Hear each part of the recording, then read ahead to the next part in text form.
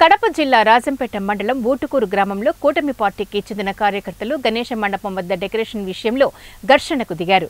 అన్నమయ్య జిల్లా రాజంపేట నియోజకవర్గంలోని ఊటుకూరు గ్రామంలో గణేష్ నవరాత్రుల సందర్భంగా రాత్రి కూటమి నేతలు దాడులు చేసుకున్నారు. గణపతి మండపం వద్ద డెకరేషన్కు సంబంధించి జరిగిన ఈ వివాదం ఘర్షణకు దారితీసింది. భువనగిరి పల్లె నుంచి వచ్చిన డెకరేషన్ సిబ్బందితో మాటామాటా పెంచుకున్నారు. ఊటుకూరు గ్రామస్తులు భువనగిరి పల్లెవాసిపై చేయి చేసుకున్నారు. దీంతో భువనగిరి పల్లెవాసి ఆ గ్రామం నుంచి సుమారు 50 మందితో ఊటుకూరు శివాలయం దగ్గరలోకి వచ్చి ఎవర్రా మీరు, ఇక్కడ ఉండేదని రాడ్లతో కర్రలతో మూకుమ్మడి దాడి చేశారు. ఊటుకూరు గ్రామ ప్రజలు పోలీసులకు ఫోన్ చేయగా పోలీసు వారు వచ్చి వారిని అదుపులోకి తీసుకున్నారు. అయితే ఊటుకూరులో దెబ్బలు తిన్న వాళ్ళని, హాస్పిటల్లో ఉన్న వాళ్ళని కూడా వదలకుండా వేరే గ్రామం నుంచి వచ్చిన 6గురిపై కేసు రిజిస్టర్ చేయగా సుమటోగా దెబ్బలు తిన్న 3గురిపైన కూడా కేసు నమోదు చేశారు పోలీసులు. పోలీసు వారే వచ్చి వారిని కాపాడి వారిపైనే కేసు రిజిస్టర్ చేయడంపై ఊటుకూరు గ్రామ ప్రజలు ఆవేదన వ్యక్తం చేస్తున్నారు.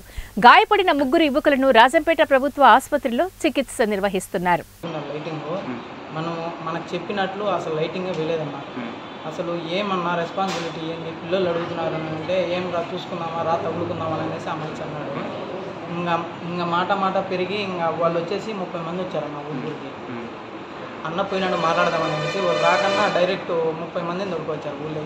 ఇంకా అన్న మీదకి వస్తున్నాడు అనేసి నేను అన్నకాడికి పోయి సైడ్కి తీస్తానంటే వాళ్ళు ఒక అతను హరి అనే అతను నా మీదకి నన్ను టార్గెట్ చేసుకొని నీ మీద దాడి చేసింది ఎవరు? నా మీద దాడి చేసింది వచ్చేసి హరి అనే అతను. ఇంకా హరి, మల్లి, నరేష్, సుబ్బు, ఇంకా వాళ్ళంతా ఒక 20 మంది దాకా ఉన్నారన్న. వాళ్ళ పేర్లు నాకు తెలియదు. మెయిన్ పవన్ అన్న, నా క్లాస్ అబ్బాయి, నా బెస్ట్ ఫ్రెండ్. వాడే నన్ను టార్గెట్ వేసుకొని వచ్చి కొట్టాడు. నా బెస్ట్ ఫ్రెండే వచ్చి కొట్టాడు.